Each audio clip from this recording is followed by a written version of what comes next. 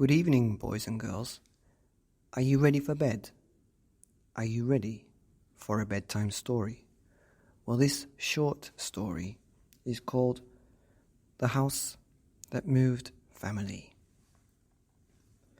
Once upon a time, there was a very big house with lots and lots of people busy running around and living their life very happily.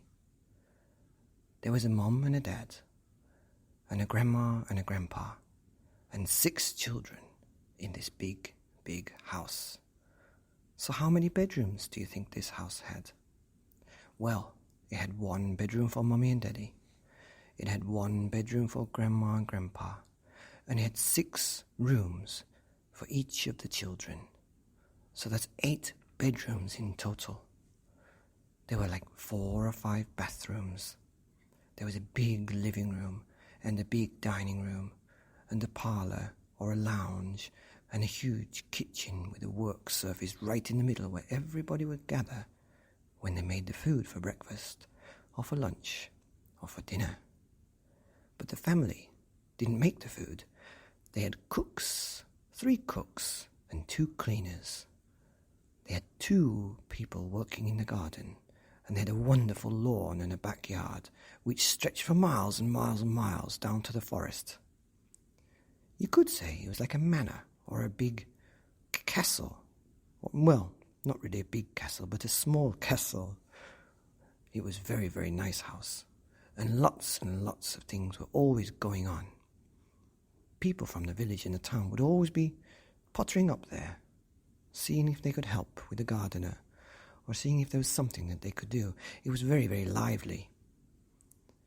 But as the time went on, these 8 bedrooms and 4 bathrooms and big kitchen and living room seemed to get bigger and bigger. Not because they were actually getting bigger and bigger, but because the number of people that were there was getting smaller and smaller. You see, as the time went on, the grandma and grandpa unfortunately went up into the sky, and so there was 1 bedroom that was always empty. And then as time went on and on and on, the children in those 6 bedrooms, well, as children do, they grow up and they leave the house to start their own life, as I'm sure you will one day. And so one by one, these 6 bedrooms of the 6 children became empty. Not all at once, of course, because they were not 6 sextuplets. They were 2 or 3 years apart. And so when the first child left, he went to university. So that made 2 empty bedrooms. And the house, this big house, which stretched all the way down to the forest, started to feel like the family was getting a bit small. And the house, the home, started to think, this family's getting a bit small for me. I think I might have to move family. And then another couple of years passed. The house was getting a bit restless, especially when the second child, the girl, went all the way to another country, to the university. Now, the children who left, they obviously did come back in the holidays and the breaks and the vacation times. But still, the house felt like the family was getting a bit small.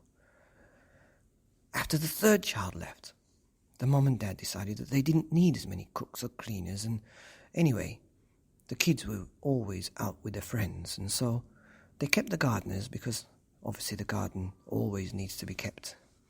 But the mummy and daddy just kept 1 cook who also did the cleaning.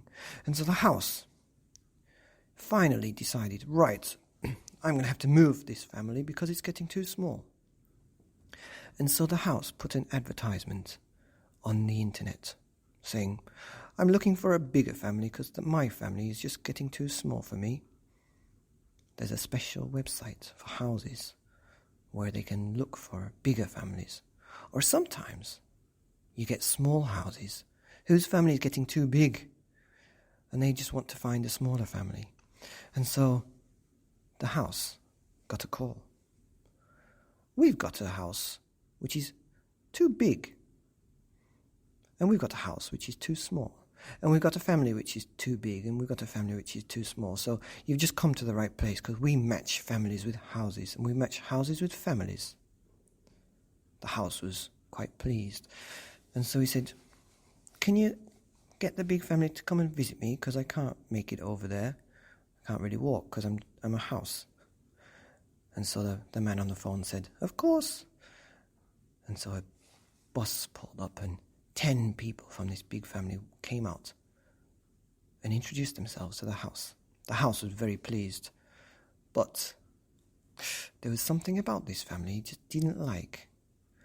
The little boy would pick his nose and just wipe his snot all over the walls. The girl was always on the phone chewing bubblegum. No, this family's not right for me, thought the house. I need a family who's going to gather together and play with the rest of the village and hire gardeners and cooks and cleaners and make this house worthwhile to live in. Not just sitting in your bed, picking your nose and playing on the phone and washing your snot all over the walls. No, that's not a family for me. And so the house sent the family away, back to its other house. And it waited and waited. And another child left from the family. And the house was getting a bit desperate now. It's saying, how can a big house like this be very happy with 3 or 4 people in it? It's too small, this family.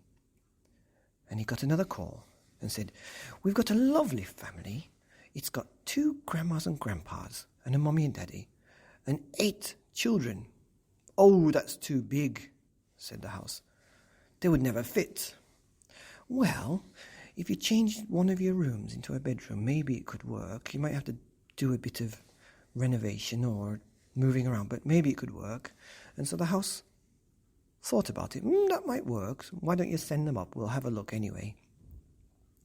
And so this big family in 2 taxis went to the house. Well, the family fell in love with the house, and the house, the family, and they decided that they would move in together. They did have to change one of the rooms into a bedroom for the other grandma and grandpa, and 2 of the children were twins, and so they would sleep together in one room. But the family was wonderful. It was so wonderful that their old house, which had gotten way too small for them, they sent the original family back to that house. I know it's all a bit confusing, but basically the families and the houses swapped. And so the big house, which stretched all the way to the forest, now felt full again and lively, and the family hired 3 cleaners and 2 cooks and 2 more people to work on the garden, because they had big plans for the house, and they expanded the garden, and they built a playground in the forest for the children of the village. The house, who had now moved family, was very happy. For a while, that is, anyway. Thanks for listening to this short story about the house that moved family, not the family that moved house. The end.